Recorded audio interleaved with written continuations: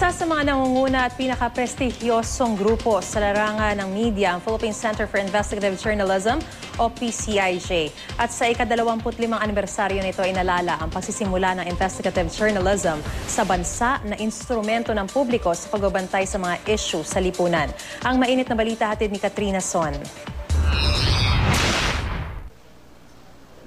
Pasalamat, pagpugay, pagsulong. Doing watchdog journalism in the 21st century. Yan ang tema ng pagdiriwang ng Philippine Center for Investigative Journalism o PCIJ ng kanilang ika-25 anibersaryo kagabi. Dinaluhan ng pagdiriwang ng iba't ibang media practitioners.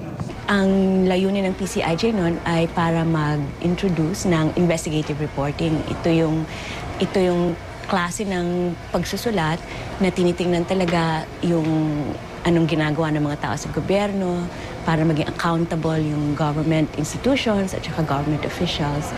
Sa isang lecture, sinabi ni Coronel ang matinding kompetisyon ngayon sa pagbabalita. Kahit ordinaryong mamamayan nga, pwede na raw magbalita sa pamamagitan ng social media.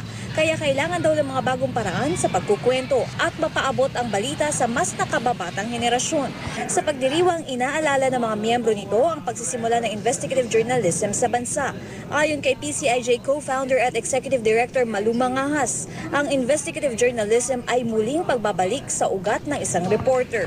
Lahat sana ng ating mga ulat ay mayroong dagdag na konteksto, mayroong habas ng nakalipas at ng hinaharap na implikasyon ng mga kwento natin.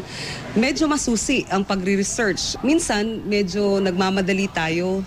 Palagi na lang kasi may deadline. Ayon naman kay GMA Vice President for Professional Development Howie Severino, isa raw sa pinakamalaking nagawa ng PCIJ ay ang paghubog ng isang kultura ng investigative journalism. At kasama dun sa mission na yon ay yung pagbuo rin ng isang komunidad ng mga like-minded journalists, mga journalists na interesado mag-imbestiga. Katrina Son, GMA News.